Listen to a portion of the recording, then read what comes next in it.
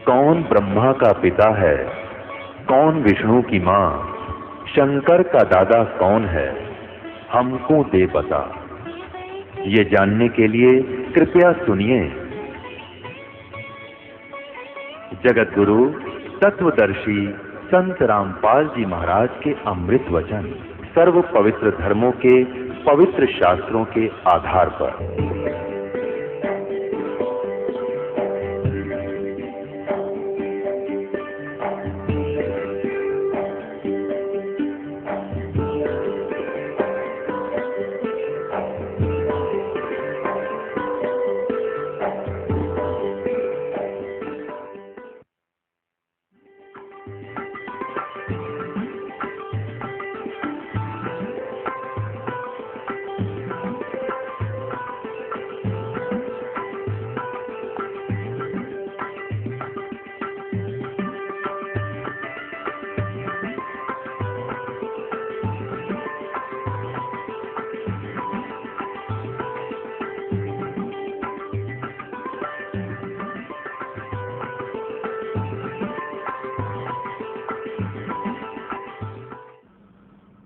उस परमेश्वर की साधना ना करके आप अन्य साधनाएं करते हो, भक्ति करते हो, उनसे तुम्हें लाभ नहीं होता। अपने आत्माओं किसी भी संत ऋषि की आप थ्योरी देखो, अपना अनुभव देखो, वो क्या कहते हैं कि जैसा भी किसी के प्रारब्ध में, संस्कार में लिखा हुआ है वो तो उसे भोगना ही पड़ेगा। एक दुखी प्राणी संकट निवारण के लिए क्या आशा करता है कि भगवान जीव के दुख दूर कर देता है।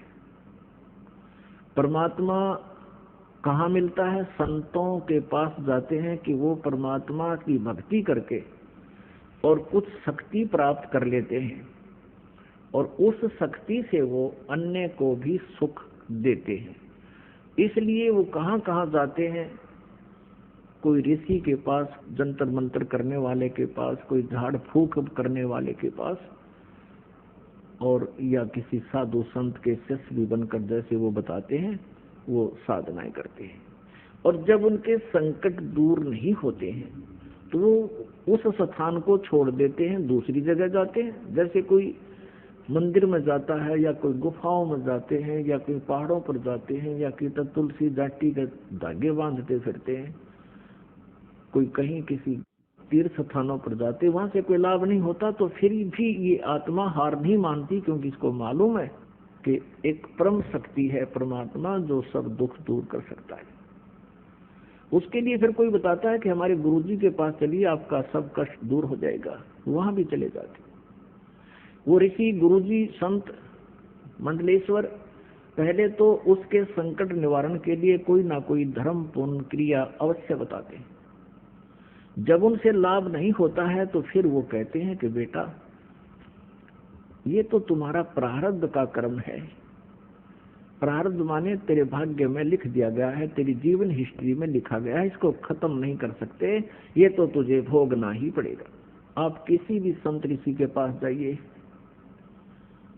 वर्तमान में भी यही सिद्धांत है उन लोगों का, वो कह देते हैं कि देखो कर्म तो तुमने भोगना ही पड़ेगा, कर्म का दंड दुख जो है तुम्हें भोगना ही पड़ेगा, भक्ति करो आगे जीवन सुखी हो जाएगा। भले पुरुषों किसी के पैर में कांटा लगा हो और वो किसी से कहे कि देखो मेरे पैर में पीड़ा हो रही है, कांटा लग के गहरा चला गया, टूट गया, अंदर घुस गया, दिखाई नहीं दे रहा बाहर से, तो जानकार व्यक्ति देखकर बता देता है कि तेरे पैर में कांटा लगा है, जिस कारण से तुझे ऐसा है, पीड़ा हो रही है। अब वो व्यक्ति ये कहे कि कांटा तो मैं निकाल नहीं सकता, कांटा तो ये निकल नहीं सकता, अब तू जूता पहन ले, आगे कांटा नहीं लगेगा,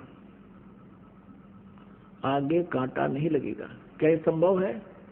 कांटा लगे पैर में जूता कभी नहीं पहना जा सकता। कांटा निकले, पीड़ा नष्ट हो, फिर जूता पहनेगा वो व्यक्ति इस डर से पहनेगा कि कहीं फिर जूता निकाल दिया और जूता ना पहना तो फिर से वो पीड़ा ना हो जाए, कांटा ना लग जाए। तो जिनके ऊपर आपत्तियां संकट आए हैं, प्रारब्ध के हों चाहे तीन ताप के हों, उनको न तो ये देवता ठीक कर सकते हैं, न श्री ब्रह्मा, श्री विष्णु, श्री शिव जी उन तीन ताप और श्राप आदि और प्रारब्ध के कर्म को ये नाश नहीं कर सकते। न ब्रह्म कर सकता, ये सरपुरुष नहीं कर सकता, न ये परब्रह्म कर सकता जिसको अक्षर पुरुष कहा गीता जी अध्याय नंबर 15 के श्लोक नंबर 16 और 17 में तीन प्रभु बताए हैं। सरपुरुष और अक्षर पुरुष भी नहीं कर सकता, केवल परम अक्षर ब्रह्म, परम अक्षर पुरुष कबीर देव आपके उस प्रारब्ध के कर्म को भी नाश कर सकता है, पाप का नाश कर सकता है। मासा घटे न तिल बधे, बिदना लिखे जो लेख, साचा सतगुरु मेट कर भाई ऊपर मार दे मेघ। अब साचा सतगुरु यानी देखो यहाँ नकली सतगुरुओं की कमी नहीं, उनके पास ये जड़ी नहीं, वो पावर नहीं, और परमेश्वर भी स्वयं आते हैं, वो ऋषि संत के रूप में यहाँ प्रकट होते हैं, उस समय सतगुरु रूप में ही होते हैं वो, और वो हमारे प्रारब्ध के पाप का दंड का नाश करके हमें सदा के लिए सुखी कर देते हैं, फॉरएवर नष्ट कर देते हैं उस किस्मत में लिखे हुए दुख को। तुम कौन राम का जपते जापम, तात गुड नयतीनु तापम। तुम किन भगवानों की भक्ति करते हो जिनसे तुम्हारे ये तीन ताप भी नष्ट नहीं हुए, तुम्हारे दुख भी दूर नहीं हुए। अपनात्मा वो परमात्मा कबीर देव है, कबीर साहब है। अब फिर क्या होता है कि जब तक हमें परमेश्वर का सही मार्ग नहीं मिलता, परम संत मिलते नहीं, तो ऋषियों के पास, गुरुओं के पास जाते हैं। सभी पहले तो अपनी धार्मिक क्रियाएं आपके ऊपर लाद देते हैं, आप भी दुख संकट निवारण के लिए उनको करना प्रारंभ करते हो। अंत में भी आपको ये जवाब दे देते हैं कि ये तुम्हारे प्रारब्ध में लिखा है, ये तो भोगना पड़ेगा। और उदाहरण देते हैं, जैसे भगवान विष्णु को श्राप दिया था नारद जी ने कि तू एक जीवन मेरे की तरह पत्नी के वियोग में बिताएगा, और वो दंड, वो श्राप, वो नारद जी के द्वारा दिया गया श्राप श्री विष्णु जी अपना भी श्राप नाश नहीं कर सके,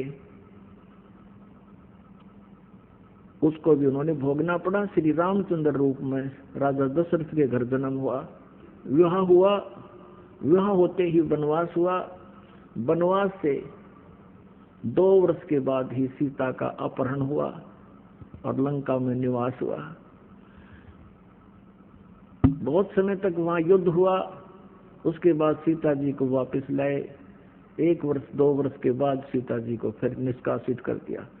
आजीवन श्री राम और श्री सीता जी कभी इकट्ठे नहीं रह सके। बच्चे कहीं, आप कहीं, वो प्राणी सुखी नहीं हो सकता। भले ही श्री रामचंद्र जी अयोध्या के राजा थे, लेकिन आप कहीं और पत्नी कहीं, बच्चे कहीं, तो जीव सुखी नहीं हो सकता। और ये ब्रह्मा विष्णु महेश एक जीव संज्ञा में है, ये परमात्मा नहीं है, पूर्ण परमात्मा नहीं है। अब ये बातें बड़ी खटकती हैं, पहली बार दो ये ज्ञान सुनता हूँ आत्मा को।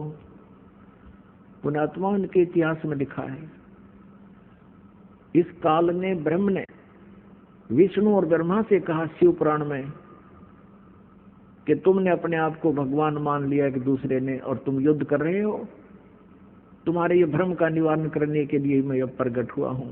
उनके बीच में जो ब्रह्मा और विष्णु लड़ रहे थे, बीच में स्तंभ खड़ा कर दिया, एक पिलर लिंग खड़ा कर दिया, चमकदार बहुत बड़ा खंबा। तब इसने जाकर कहा था कि तुम ईश नहीं हो, तुमने अपने आप को भगवान मान लिया, ये बहुत गलत किया। अब थोड़ी सी झलक दिखानी पड़ेगी ना, तो ये कुनियन जितनी कड़वी है ये शब्द जो दास ने कहा कि ब्रह्मा विष्णु महेश ये भगवान नहीं है, क्योंकि ये स्वयं भी अपने कर्म के दंड को भोगा है। और भगवान किसी भी प्रकार का दंड नहीं भोगता। वो तो पाप नाशक है, उनको तो दंड हो ही नहीं सकता, लेकिन दूसरों का भी, वो अपने आश्रितों का भी वो पाप नाश कर सकते हैं। अब आपको दिखाते हैं श्री शिव पुराण। एक समय श्री ब्रह्मा जी और श्री विष्णु जी में इस बात पर युद्ध हो गया। श्री ब्रह्मा जी गए विष्णु जी के पास उनके लोक में, और विष्णु जी आराम से शेष नाग की सैया पर विश्राम कर रहे थे। लक्ष्मी जी उनके पास बैठी थी और भी बहुत से उनके गण पार्षद साथ में थे। ब्रह्मा जी वहां पर पहुंचे और विष्णु जी ने ब्रह्मा जी को खड़ा होकर सत्कार नहीं दिया, तो ब्रह्मा जी ने कहा कि मैं तेरा बाप आया हूं, मैं सबका उत्पत्ति करता हूं, मैं ब्रह्मा हूं, और विष्णु तू मेरा पुत्र है, तू मेरे आए हुए का सत्कार नहीं करता, तेरे में अभिमान हो गया है, तेरी बुद्धि ठिकाने लानी पड़ेगी। अब विष्णु जी कहने लगा कि मैं तेरा बाप हूं, तू मेरे नाभि कमल से उत्पन्न हुआ है, तू अपने आप को कैसे सबका कर्ता मानता है? मैं हूं सबका कर्ता। कहने का भाव ये है कि मैं तेरा बाप हूं, मैं तेरा बाप। दोनों भगवान लड़ पड़े। पुण्यात्माओं, ये इतिहास दास अपनी तरफ से नहीं, लोकवेद नहीं सुना रहा, ये इनके इतिहास में लिखा हुआ सत्य ज्ञान सुना रहा। अब इस सत्र की बुद्धि तो चौथी पांचवी कक्षा के बालका की हुआ करे, और वो बच्चे झगड़ रहे होते हैं, टीचर उनको बुलाता है, क्यों झगड़ रहे हो, इधर आओ, क्या कारण है तुम झगड़ रहे हो? वो बताते हैं जी यूं ने बोला मैं तेरा बाप है, दूसरा कहता ना जी पहले यूं बोला मैं तेरा बाप है, और दोनों आए कमीज पाट रखे एक दूसरे में पकड़ गए। इसी सत्र की बुद्धि के ये भगवान जी, जिनको भगवान कहते थे ब्रह्मा और विष्णु जी, आपके समक्ष करते हैं, देखना इन्हीं के इतिहास में। और इनकी पूजा करके हम अपने आप को अपना मोक्ष चाहते थे, यही हम भ्रम रहे थे। ये देखिएगा शिव महापुराण हिंदी टीका सहित भाग 1, खेमराज श्री कृष्ण दास प्रकाशन से प्रकाशित है। इसके अनुवाद करता है विद्यावृद्धि पंडित ज्वाला प्रसाद जी मिश्र कृत हिंदी टीका सहित, खेमराज श्री कृष्ण दास प्रकाशन बम्बई। इसके देखिएगा यहाँ से विद्वेश्वर संहिता, ये विद्वेश्वर संहिता है, ये 11 पृष्ठ पे शिव पुराण, ये विद्वेश्वर संहिता है, भाग 1 अध्याय 6। नंदीकेश्वर बोले, भगवान शिव का वहां नंदीकेश्वर बोले, हे योगिंद्र, आगे एक समय विष्णु भगवान शेष सैया पर अपने गरुड़ आदि पार्षदों से संयुक्त लक्ष्मी सहित शयन करते थे, लेटे हुए थे। उस समय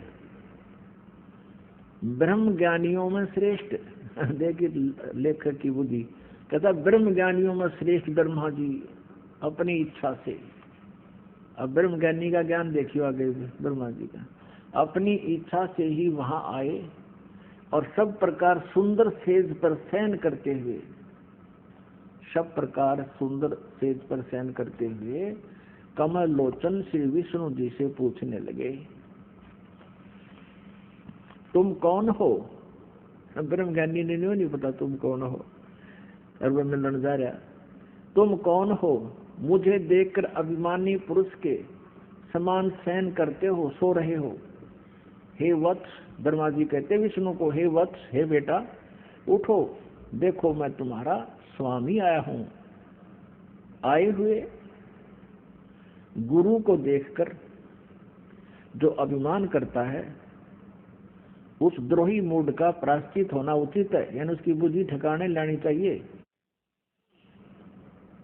यह सुनकर विष्णु जी के अंतर में तो क्रोध हुआ, अंदर तक गुस्सा हो गया, पर ऊपर तेने दिखाया मैं छो मना रहा, गुस्सा नहीं कर रहा हूं, और बोले, परंतु बाहर से शांत रहे और बोले, हे वत्स, विष्णु जी बोले ब्रह्मा को, बेटा तुम्हारा मंगल हो, बैठो इस आसन पर विराजो। इस समय तुम्हारे नेत्र कुटिल, यानी आंख क्यों टेढ़ी होगी, आंखें क्यों तुमने लाल कर रखी हैं, और मुख वक्र, और मुंह क्यों टेढ़ा कर रहा है तू, क्यों हो रहा है? ब्रह्मा जी बोले, हे वत्स विष्णु, ब्रह्मा जी बोले, बेटा विष्णु, तुमको समय के प्रभाव से अभिमान है। हे पुत्र, मैं तुम्हारा रक्षक और जगत का पिता मैं हूँ। विष्णु जी बोले, ये सब जगत मुझ में स्थित है, तुम चोर के समान किस प्रकार अपना कहते हो? तुम मेरी नाभि कमल से उत्पन्न हुए हो, इससे मेरे पुत्र हो। विष्णु जी कहे, मेरी नाभि कमल से उत्पन्न हुआ, इसलिए तू मेरा पुत्र है, और मुझे पुत्र कहना व्यर्थ है। नंदीकेश्वर बोले, इस प्रकार ब्रह्मा विष्णु दोनों ही रजोगुण से मुग्ध होकर विवाद करने लगे। मैं श्रेष्ठ हूँ, मैं स्वामी हूँ, ऐसा कहकर एक दूसरे को मारने की इच्छा से युद्ध करने में उत्सुक हुए।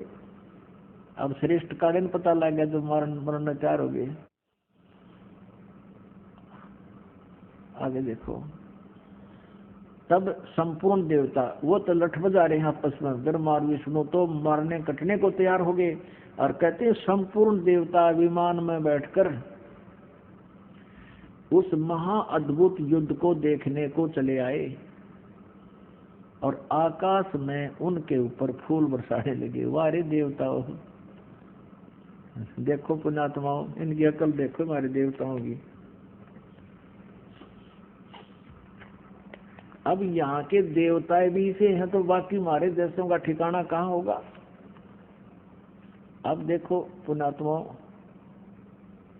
पुण्यात्माओं, यदि किसी दो व्यक्तियों का आपस में कहासुनी हो जाती है और सभ्य लोग वहां इकट्ठे हों, तो वो क्या करते हैं, उनका बीच बचाव करवाते हैं, कहीं इनका आपस में झगड़ा होकर चोट ना लग जाए और इनकी मृत्यु ना हो जाए। तो इनको तो देवता कह सकते हैं जो उनका बीच बचाव करे, और वो दोनों लड़े और देवता ऊपर से फूल बरसाव, शाबाश मरो कटके। अरे वाह देवताओं, ये देवता है, तो इनको देवता कह सकते हैं? नालायक आदमी। और ये भगवान है जो इस बात पर लड़ने लग रहे, मैं तेरा बाप, उन्होंने मैं तेरा बाप। आगे दिखाते हैं, देखिएगा। अब आपको थोड़ा सा मौखिक बताते फिर आसानी से समझ में आओगी। अब यहाँ तक तो ये हो गया, दोनों ये लड़ने लगे ब्रह्मा और विष्णु जी, सिर्फ इस बात के ऊपर कि मैं तेरा बाप, वो क्या मैं तेरा बाप। अब क्या होता है कि इनके बीच में इनके पिता ब्रह्म ने, जो काल रूपी ब्रह्म कहलाता है, जिसको सदाशिव भी कहते हैं, वो कभी अपने वास्तविक रूप में किसी के सामने प्रत्यक्ष नहीं होता, वो अन्य रूप बना लेता है। कभी विष्णु का रूप बना कर आ जाता है, कभी शिव का रूप अपने पुत्र का, और कभी ब्रह्मा का रूप बना करके किसी को दिखाई देता है। तो ऐसे इसने सबसे पहले भ्रम पैदा करने के लिए इन दोनों के बीच में एक स्तंभ खड़ा कर दिया, लिंग, बहुत लंबा पिलर तेजों में। तो ये दोनों लड़ाई बंद करके उस पिलर के ऊपर और नीचे के एंड को देखने के लिए चले गए। ब्रह्मा ने झूठ बोल दिया कि मैंने एंड देख लिया, इसका अंतिम सिरा देख लिया, और विष्णु जी ने सच्ची बता दी। तो उस समय ये काल प्रकट हो गया शिव रूप धारण करके। शिव रूप धारण करके, जैसे सिर पर जटा, गले में जो रुद्राक्ष की माला आ रही है, सर पर लेकर त्रिशूल, वहां प्रकट हो गया अपने पुत्र शिव के रूप में। तब इसने दोनों से कहा कि तुमने अपने आप को भगवान मान लिया, ये अच्छी बात नहीं, तुम भगवान नहीं हो, तुम ईश नहीं हो। देखिएगा, अब ये समझाते हैं आपको। अब ये प्रश्न नंबर 17 आपको दिखाते हैं, विद्वेश्वर संहिता का शिव पुराण पृष्ठ 17 और विद्वेश्वर संहिता अध्याय 9। अब यहाँ नंदीकेश्वर बोले कि इस प्रकार भगवान ने उन नम्र हुए ब्रह्मा और विष्णु पर अनुग्रह करके उनके युद्ध में जो परस्पर उनकी सेना मारी गई थी, उस सब को अपनी शक्ति से जीवित कर उठाया। उन दोनों की अज्ञानता और वैर को दूर करने के अर्थ, उन दोनों की अज्ञानता, विष्णु और ब्रह्मा की अज्ञानता और वैर को दूर करने के अर्थ दोनों से कहा। ये सुनिए, ये सुनने की बात है 17वें पृष्ठ पे। अब ये काल इनका पिता कहता है मेरे सकल और निष्कल भेद से दो स्वरूप हैं, परंतु और ईश्वर नहीं, और कोई ईश्वर नहीं है। ये काल कहता मैं ही सब कुछ हूँ, इस कारण उनके दो रूप नहीं हो सकते। पहला सतम रूप यानी पिलर, पहला सतम रूप और पीछे मूर्तिमान रूप धारण किया।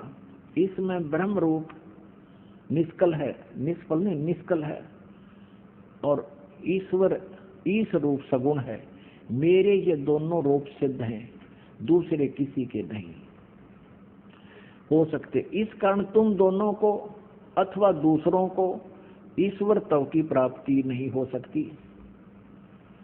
तुमने जो अज्ञान से अपने को ईश माना, यह बड़ा ही अद्भुत हुआ है। तुम दोनों ने अपने आप को भगवान मान लिया। तुमने जो अज्ञान से, मूर्खता से अपने आप को भगवान मान लिया, ब्रह्मा और विष्णु को कह रहा है ये काल भगवान, ये शिव पुराण में लिखा है, यह बड़ा ही अद्भुत हुआ। और उसके दूर करने को ही, यानी तुम्हारी बुद्धि को ठिकाने लाने के लिए ही मैं रण स्थान में आया। अब तुम अपना अभिमान त्याग कर मुझ ईश्वर में अपनी बुद्धि लगाओ। मेरे प्रसाद से लोक में सब अर्थ प्रकाश करते हैं। या देखना, मैं ही परब्रह्म हूँ, ये काल मूर्ख बनाओ इनको, मैं ही परब्रह्म हूँ, मेरा ही कल अकल रूप है। ब्रह्म होने से मैं ईश्वर हूँ, ब्रह्म होने से मैं ईश्वर हूँ। अनुग्रह आदि ही मेरा कर्तव्य है। सर्वव्यापी होने से और जगत वर्धक होने से मैं ब्रह्म हूँ। हे ब्रह्म केशव, समतव और व्यापक होने से मैं आत्मा हूँ। मैं इस सब का ईश्वर हूँ, यह मेरा है, मेरे सिवाय किसी दूसरे का नहीं है। प्रथम तो ब्रह्म तो ज्ञान के निमित्त निष्कल रूप का प्रारंभ हुआ। अब आपको दिखाते हैं, ये 18वें पृष्ठ पे, 18वां पृष्ठ हो गया, ये 17वां हमने पढ़ लिया। अब इन विद्वेश्वर संहिता 62 टीका 9वां अध्याय खत्म हो गया। अब ये 10वां यहाँ से प्रारंभ होगा। तो 10वें अध्याय में ये क्या कहता है, हे पुत्रो, ये काल कहता है हे पुत्रो, ये कृत आपने, यानी कृत माने ये जॉब, नौकरी, सठीथी और उत्पत्ति की, तप से प्राप्त किया है, तुमने तप करके प्राप्त किया है, जो कि सृष्टि की उत्पत्ति और पालन कहाता है। ये कृत है तुम्हारे, सो मैंने प्रसन्न होकर तुम्हें दिया है। इसी प्रकार दूसरे दो कृत रुद्र और महेश को, अब ये ध्यान से देखना, यहाँ ये पुराण का ज्ञान बोल रहा है, तो यहाँ पर ये ब्रह्मा विष्णु महेश और इन रुद्रों से, जो 11 रुद्र हैं, उनसे भी भिन्न है। वो काल है और वही 21 ब्रह्मांड का स्वामी है। महेश को प्रदान किए हैं, परंतु अनुग्रह कृत कोई भी पाने को समर्थ नहीं है। अब ये जो ब्रह्मा जी, विष्णु जी और शिव जी और महेश को कह रहा है कि इनको भी मैंने ही एक एक विभाग दिया है और इन सभी ने तप करके प्राप्त किया है। वो चौथा यानी 5वां कौन है, वो काल है। और वो यहाँ भी कह रहा है कि मेरा एक ओम अक्षर है, नथिंग एल्स।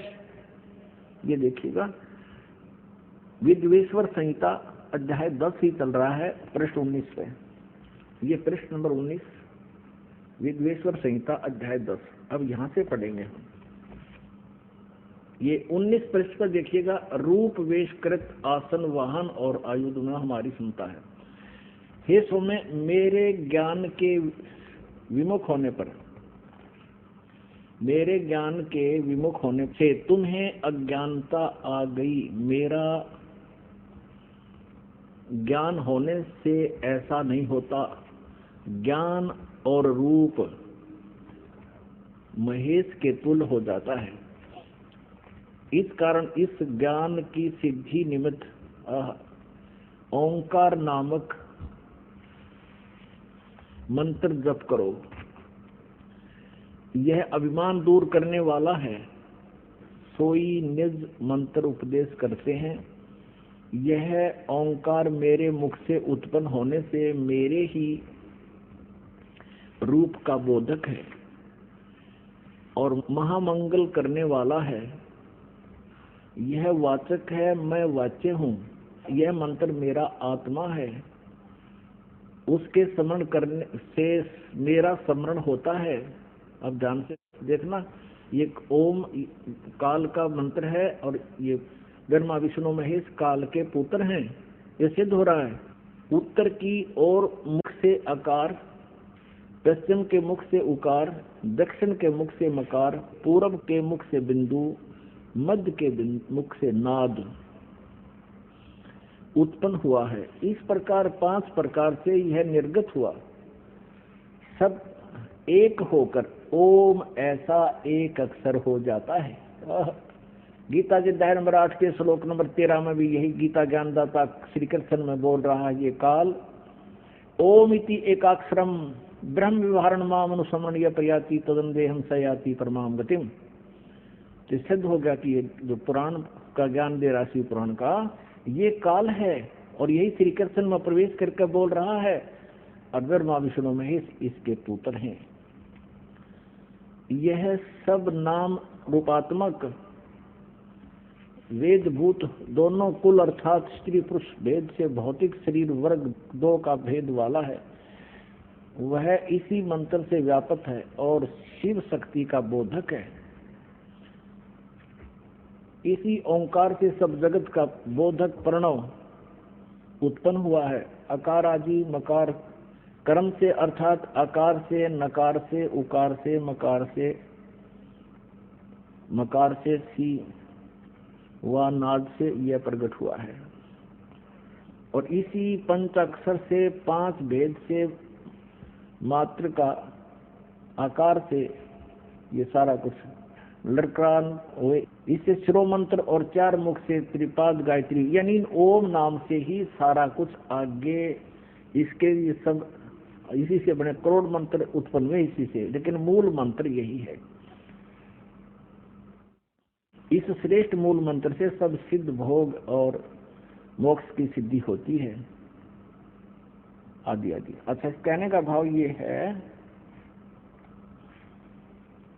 इस मूल संस्कृत जैसे गीता प्रेस गोरखपुर से प्रकाशित इस विद्वेश्वर संहिता का अनुवाद करते समय गीता प्रेस गोरखपुर से प्रकाशित शिव पुराण के अंदर इन्होंने अपनी सोच ठोक दी, वहां लिख दिया ओम नमः शिवाय, ये मंत्र जाप करो। लेकिन मूल संस्कृत में मूल पाठ में कहीं पर भी ऐसा नहीं है कि ओम नमः शिवाय जाप करो। ये लोक वेद का मंत्र है और इसने सिर्फ एक ओम का जाप करने को कहा है कि इस मूल मंत्र के जाप से ही सब लाभ होगा।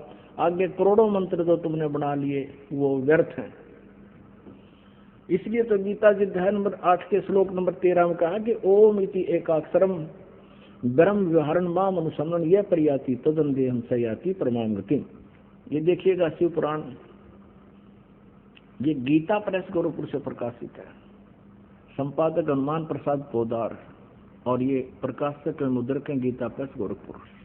ये है विद्वेश्वर संहिता श्री शिव पुराण, वही गीता प्रेस गोरखपुर से प्रकाशित है।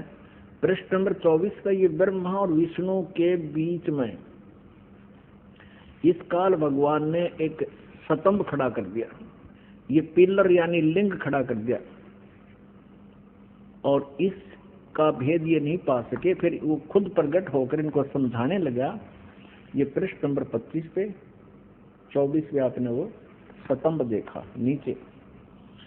ब्रह्मा और विष्णु ने पूछा उस काल भगवान से, ब्रह्म से, सदा शिव से, हे प्रभु सृष्टि आदि 5 कर्तव्यों के लक्षण क्या हैं, यह हम दोनों को बताइए। भगवान शिव बोले यानी काल ब्रह्म बोला, मेरे कर्तव्यों को समझना अत्यंत गहन है, तथापि मैं कृपा पूर्वक तुमको उनके विषय में बताता हूँ।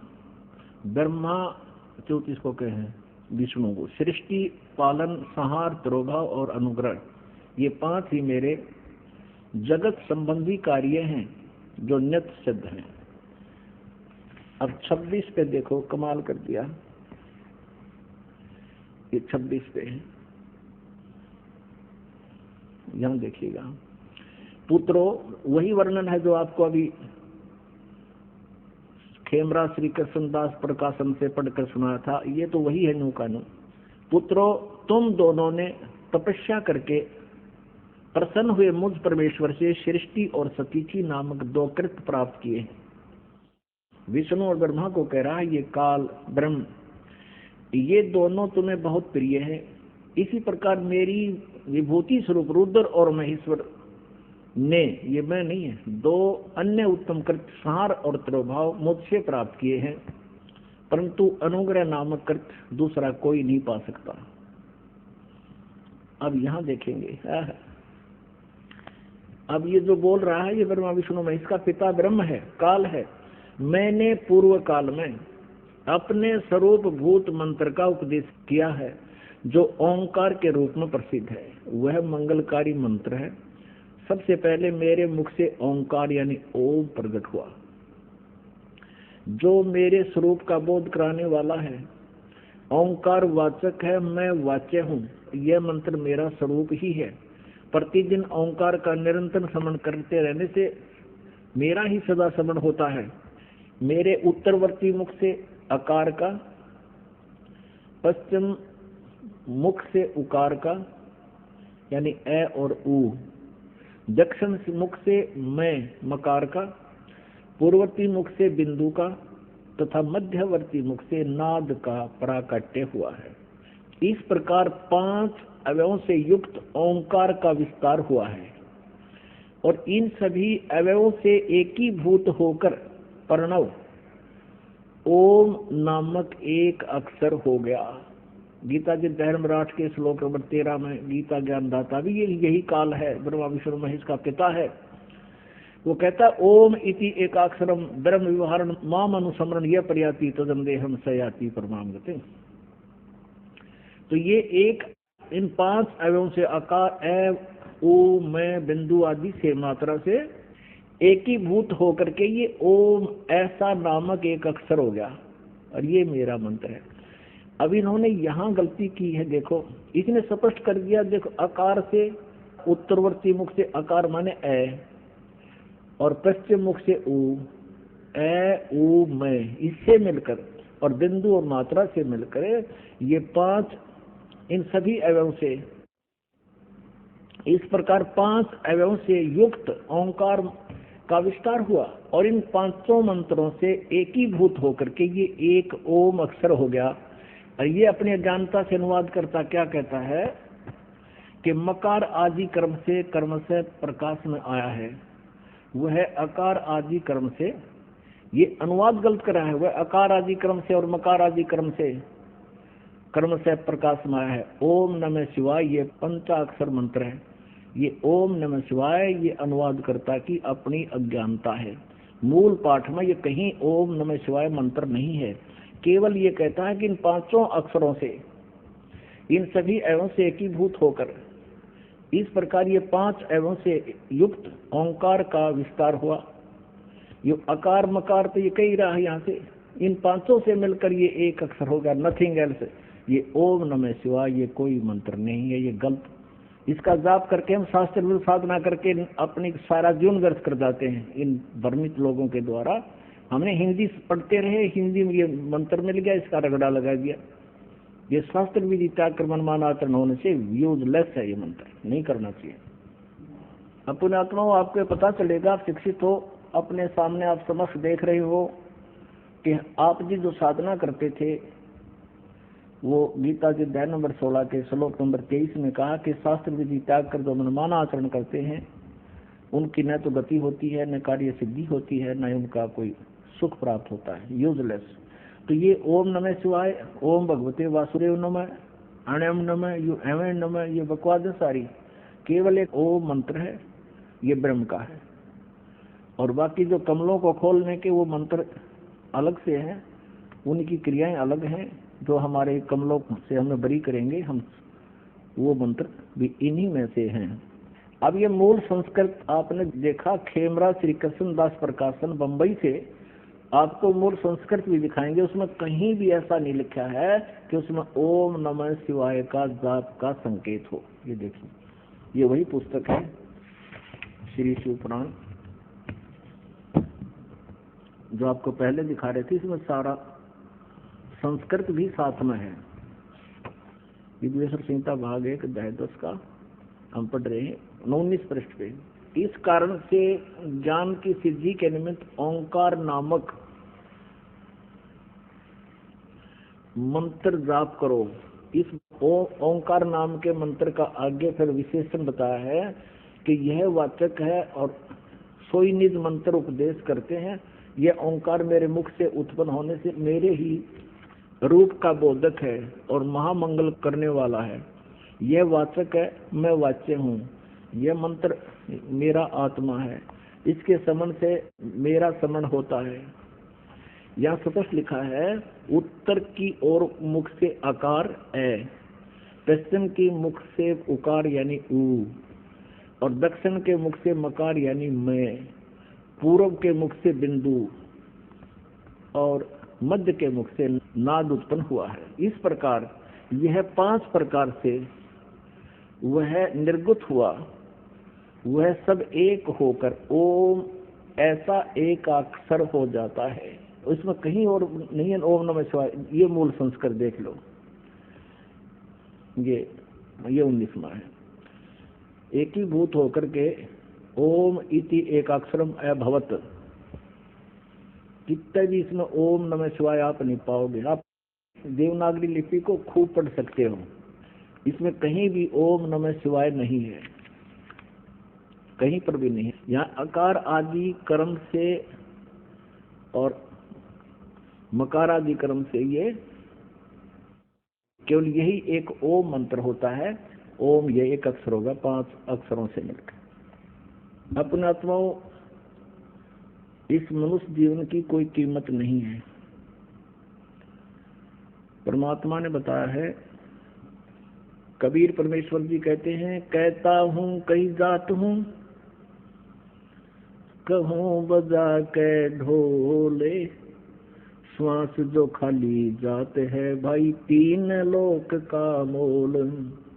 कहता हूँ कई जात हूँ, कहूँ बजा के ढोले, श्वास जो खाली जाते है ये 3 लोक का मोले। एक मंत्र आप करते हो सतनाम का, जो आप जी को प्रदान किया जाता है। अब से पहले ये मंत्र किसी के पास नहीं था, सतनाम मंत्र। और ये पंथ चल रहे हैं, राधा स्वामी, धन धन सतगुरु, जय गुरुदेव, आगरा ये मथुरा वाला, और उसी से ये राधा स्वामी ठाकुर जी महाराज थे। ये सारे एक ही कुएं का जल है, सब भ्रमित पंथ हैं, काल प्रेरित हैं। काल के जाल में फंसाने का ये पक्का षड्यंत्र है इनका। इनको सतनाम का भी पता नहीं, सतनाम की वस्तु है। इनकी एक पुस्तक है सारवचन राधा स्वामी वार्तिक, और वो उसका संग्रह बताते हैं कि परम धनी, जिसको ये राधा स्वामी पंथ का प्रवर्तक मानते हैं, श्री शिवदयाल जी आगरा वाले, पन्ना गली वाले, उनके वचनों का संग्रह है और 150 वर्ष से वो संग्रहित हैं। और उसके बाद 1902 में इसका जो है ना बुक रूप में छपवाई गई। 1902 से लेकर आज तक 109 वर्ष हो गए, और उस अज्ञान को ये भोली आत्मा रटते आ रहे हैं। उसमें लिखा है, एक जगह पे लिखा है कि सतनाम 5वीं मंजिल है, 5वीं मंजिल सतनाम।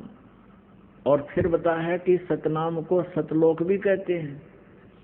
सतनाम को सतपुरुष भी कहते हैं और सतनाम को सारनाम भी कहते हैं, सतनाम को सतलोक भी कहते हैं, सतपुरुष भी कहते हैं और सतनाम को सतनाम भी कहते हैं। इनकी बुद्धि घुमा रखी थी काल ने। अरे सतनाम 2 अक्षर का जाप है, सतनाम माने सच्चा नाम, और ये इसको कहीं तो सतनाम बताते हैं।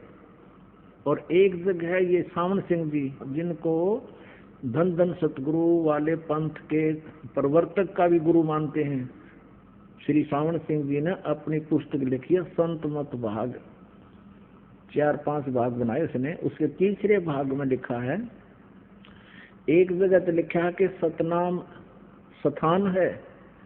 आगे फिर किसी ने पूछा कि 4 राम की व्याख्या करते हुए बताते हैं सतनाम असली राम है। इन सतनाम का नहीं वेरा आज तक। कहते झूठा ज्ञान और ध्यान कहाँ लाओ, ये बाद विदा चतुराई। जब तुम्हारा ज्ञान ही निल है, कोई थ्योरी लिखता है बच्चा स्टूडेंट, उस लिखे हुए थ्योरी पर लिखे हुए उस विधान के आधार से वो प्रैक्टिकल करता है तो सफल होता है। जिसका थ्योरी ही गलत है तो प्रैक्टिकल ठीक कैसे हो सकता उसका। तो जो भी उस संत रूप में बैठे उस शिवजाल जी ने अपने जीवन में जितने भी डले ढोए उनका अनुभव है, ये जो उनकी सार नाम राधा स्वामी वार्तिक, और उसमें उन्होंने ये ज्ञान दे रखे हैं। तो वो ध्यान कहाँ लगाते हो, 2.5 घंटे सुबह 2.5 घंटे शाम, जब तुम्हारा ज्ञान ही गलत है, तुम्हारी छुरी ही गलत है। तो यहाँ परमात्मा कहते हैं ये सतनाम है 2 अक्षर का, जिसमें एक ओम अक्षर है, और जैसे ओम तत् सत में 3 मंत्र बताए, इनमें से एक तत् मंत्र सांकेतिक ये दास बताएगा उसको, और दूसरा नहीं बता सकता, अधिकारी भी नहीं है, और उस दास से पहले किसी को इसका पता भी नहीं था। लेकिन परमात्मा कबीर जी ने 600 वर्ष पहले अपनी वाणी में ये लिखा था, और उसको अब डिस्क्लोज करना था, पहले गुप्त रखना था। ये परमात्मा का आदेश था। इसी कारण से आदरणीय नानक साहिब जी ने भी इस 2 अक्षर के सतनाम का जाप किया, लेकिन अन्य किसी भी शिष्य को प्रदान नहीं किया, और न ही उनको जाप करने का आदेश दिया। जैसे समंदर की साखी, जैसे गुरु नानक देव जी की साखी है जन्म साखी, उनमें समंदर की साखी है। उसमें मर्दाना और बाला दोनों गुरुदेव से प्रार्थना करते हैं कि हमें श्रीलंका दिखाने की कृपा करो। तो उन्होंने कहा कि चलो समंदर के ऊपर का चल पड़े, जैसे थल पर चलते हैं, और उनसे कहा कि तुम वाहेगुरु वाहेगुरु जपते रहना। मर्दाना और बाला तो वाहेगुरु जप रहे हैं, और नानक जी ये 2 मंत्र का जाप जप रहे हैं, सतनाम जप रहे हैं मुख से मौखिक। उस दिन मर्दाना ने भी वही सतनाम जाप शुरू कर दिया। वो डूबने लगा समुद्र में। तब गुरुजी ने पूछा, मर्दाना तू वही जाप कर दो। मैंने कहा तो मेरी रीस मत कर, मेरे वाला जाप मत कर। तब उसने वही जाप किया, वो 2 अक्षर का जाप बंद कर दिया। अपनात्मा इससे भी ये बात प्रमाणित होती है कि सुनियोजित तरीके से परमात्मा यहाँ तक लाए हैं इस रहस्य को। परमेश्वर कबीर जी ने कहा था धर्मदास जी को, धर्मदास तो 1,00,000 दुहाई, ये सार नाम कहीं बार न जाई, ये असली मंत्र कहीं बार न जाई। और इस मूल ज्ञान को भी, यथार्थ ज्ञान को भी अभी तक छुपा के रखना है। अब कलियुग के इस समय में इसको डिस्क्लोज करना था। इसे सिद्ध है कि ये मंत्र अभी किसी के पास नहीं था। गुरु नानक देव जी को अवश्य पता था, लेकिन इन्होंने आगे परमात्मा के आदेश से किसी को, सिख समाज को नहीं दिया। क्योंकि अब तक अगर ये मंत्र पहले से डिस्क्लोज होता तो ये नकली काल के दूसरा दस्वामी वाले इसका मंत्र बताते पाते, 2 अक्षर का ये मंत्र जाप करो, फिर ये दास क्या बताता आपको। और वो नाम ये देवी देते तो अधिकारी नहीं थे, इसलिए वो काल के जाल में फिर भी रख देते आपको। तो इस प्रकार परमात्मा ने आप पर मेहर करी है, और इस परमेश्वर के इस सतनाम के जाप से आपके पाप कटेंगे, आपके श्राप कटेंगे, आपके ऊपर 3 ताप का जो दुख, भूत प्रेत पितर जो भी आपके ऊपर आपदाएं आई हैं, ये सब नष्ट हो जाएंगे। क्या बताते हैं, जब ही सतनाम हृदय धरो भयो पाप को नाशे, जैसे चिंगारी अग्नि की भाई पड़े पुराने घास। कबीर परमात्मा कहते हैं अपने उस सच्चिदानंद घन ब्रह्म की वाणी में, कबीर वाणी में, उस तत्व ज्ञान में कहते हैं, जब ही सतनाम हृदय धरो। हृदय धरण का अर्थ यहाँ पर है कि जब आपको यो नाम मिल गया और आपने सच्चे दिल से इसका जाप शुरू किया, नियमित रहे और मन में किसी प्रकार की कोई विक्षेप आपका उत्पन्न ना हो गुरु, परमात्मा और मंत्र के प्रति, फिर ये आपके हृदय धरा गया। उसके बाद जब तुम सुमन करोगे सच्चे दिल से और बिल्कुल निशंका हो करके, निसंशित हो करके, फिर देखना इसका कितना कमाल होता है। तो जब ही सतनाम हृदय धरो भयो पाप को नाश, और मानो चिंगारी अग्नि की पड़े पुराने घास। 1000 क्विंटल और चाहे 1000 टन सूखा घास अडंगा पड़ा हो कहीं पर, और उसको ढोण लग गया आदमी, कदे भी ना उठे ना कितना दरिया जा, एक माचिस की सींच जलाकर चिंगारी ला दे, उसमें सारे नफसवा करके राख बना दी और चलेगी तेज हवा, इधर उधर बखेर कर उसको कति क्लियर कर देंगे। तो यहाँ परमात्मा कहते हैं, जब ही सतनाम हृदय धरो भयो पाप को नाशी, जैसे चिंगारी अग्नि की भाई पड़े पुराने घासी। जैसे सूरज के आगे बदरा ऐसे कर्म छयारे, प्रेम की पवन करे चतुमंजन फिर झलके तेज नयारे। जैसे सूरज के आगे बादल ऐसे कर्म छयारे, जैसे सूर्य के सामने काले काले घोर बादल छा जाते हैं, उसका प्रकाश धीमा पड़ जाता है, ऐसे आप आत्मा और परमात्मा के बीच में हमारे पाप कर्मों के बादल छाए हैं। क्या बताया है कि जैसे सूरज के आगे बदरा ऐसे कर्म छयारे, प्रेम की पवन कर चतुमंजन फिर झलक तेज नयारे। अपन आत्मा आपने उपदेश भी ले लिया, आप जाप शुरू करो सच्चे दिल से मर्यादा में रहकर। कुछ दिनों के बाद क्या होगा कि इस मंत्र से आपके असंख्य जन्मों के पाप जो संचित भी हैं, संचित भी वर्तमान में जो कर रहे हैं, ये भी समाप्त हो जाएंगे। क्योंकि प्रतिदिन हम जाप करते हैं, जैसे साबुन लगाते हैं कपड़ा साफ हो जाता है, डेली मैला भी होता है साफ हो जाता है, और पहले के कपड़े मैले रखे हुए भी साफ कर लेंगे, साबुन मिल गया, तेल मिल गया, सारी व्यवस्था मिल गई हमारी। तो पहले के संचित और प्रारब्ध और क्रियमान इन तीनों कर्मों का इस सतनाम के जाप से नाश होगा। कैसे होगा कि जब आपके पाप कुछ कम हो जाएंगे, इस लगे रहोगे। जैसे कि आपने देखा हो ये मोटर मैकेनिक होया करें, उनके कपड़े इतने मैले हो जाते हैं, उनके कलर का नहीं पता ये कौन से कलर का है, और फिर उसको कोई साफ करने लगे तो 2, 4, 10 बार साबुन लाने से तो उसका थोड़ा थोड़ा सा मैल और वो कपड़ा दिखने लगेगा, ये कपड़ा भी है कि मैं और अड़ंगा है। और फिर उसको बार बार फिर धोएंगे, साफ करेंगे, तो धीरे धीरे साबुन से ना होगा तो पेट्रोल से ड्राई क्लीन करेंगे तो वो कपड़ा साफ होगा। तो ऐसे ही पुण्यात्माओं, हमने कहते हैं योगन योगन की वासना हुई इकट्ठी आने, निर्मल कैसे होवेगा तेरे सतगुरु लगे ना काने। युगन युगन की वासना, युगों युगों के इतने पाप कर्म हो गए इकट्ठे आन, और निर्मल कैसे होगा कोई सतगुरु तत्वदर्शी संत परम संत तुझे मिला नहीं, वो सतगुरु लगे नहीं कान, यानी उनके वचन सुनने को नहीं मिले। और जब आपके हृदय में फिर कुछ दिनों के बाद क्या होगा, आपके हृदय में एक ऐसी पवित्र प्रेम उत्पन्न होगा भगवान के प्रति,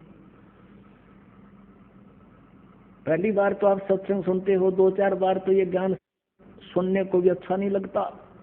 धीरे धीरे आपको इतना आनंद आएगा फिर, क्योंकि जैसे मलेरिया के बुखार में, जवर में इंसान को, व्यक्ति को खाना भी कड़वा लगे, सेब संतरे भी कड़वे लगते हैं, टेबलेट खाने से, यानी कड़वी टेबलेट ही खानी पड़ती है।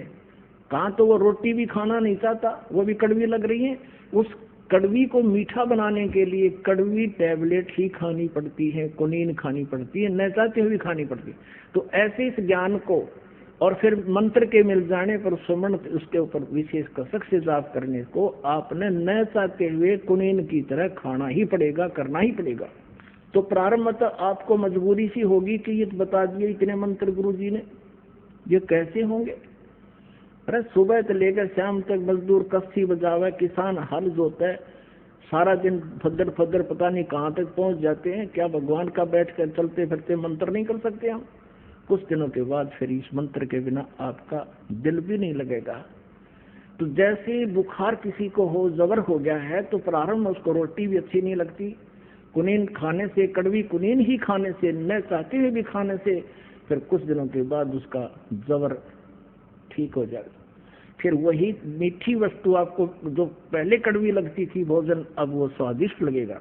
अब जैसे परमात्मा कहते हैं, कबीर पिछले पाप से हरि चर्चा ना भावे, कै ऊँग कै ऊठ चले ना और बात चलावे। तुलसी पिछले पाप से हरि चर्चा ना भावे, जैसे जबर के बेग ते भाई भूख विदा हो जावे। तो ऐसे आत्मा के ऊपर पाप कर्मों का जबर हो गया, और इस जबर का नाश करने के लिए ये कड़वी टेबलेट, ये सत्संग वचन जो आज तक आपने सुने नहीं, एक बार तो विद के आदमी इस ज्ञान को सुनकर, एक बार तो ऐसा है जैसे जीभ के ऊपर कुनीन रख दी, ये बताते हैं ब्रह्मा विष्णु महेश से ऊपर कोई और शक्ति है, लेकिन इस कुनीन को आपने खाना चाहिए, इस तत्व ज्ञान को सुनते रहना चाहिए। फिर क्या होगा, कुछ दिनों के बाद ये मंत्र आपको दिया जाता है, तो कुछ दिन तो भक्त आते हैं, शिकायत प्रार्थना करते हैं कि सतनाम चलता नहीं, ज्यादा नहीं होता।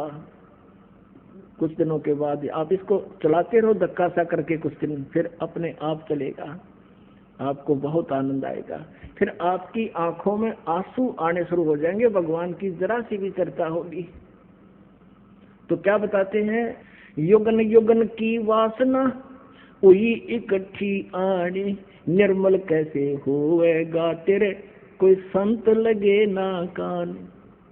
जब संत आपके कान लग जाएंगे, यानी सतगुरु मिल जाएगा, फिर क्या होगा, जैसे सूरज के आगे बदरा ऐसे कर्म छयारे, प्रेम की पवन करे से तुम मंजन, फिर झलके तेज नयारे।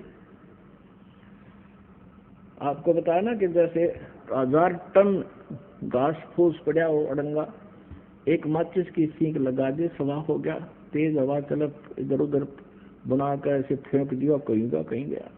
तो क्या बताते हैं कि असंख्य जन्मों की वासनाएं तुम्हारे पाप कर्मों को परम संत से प्राप्त उस सतनाम के मंत्र से सभा कर दिया जाएगा, और फिर प्रेम की पवन करे चितमंजन झलके तेज नयारे। फिर आंखों में भगवान के प्रति वो प्रेम जागेगा, आंखों से आंसू चलेगी, वह प्रेम की पवन चलेगी। इन बादलों को, जो बीच में बादल अड़े हुए हैं कर्मों के, उनको फेंक देगी, तितर बितर कर देगी, और फिर आपकी आत्मा निर्मल होगी, सतलोक प्राप्ति होगी। बोलो सतगुरुदेव की जय हो।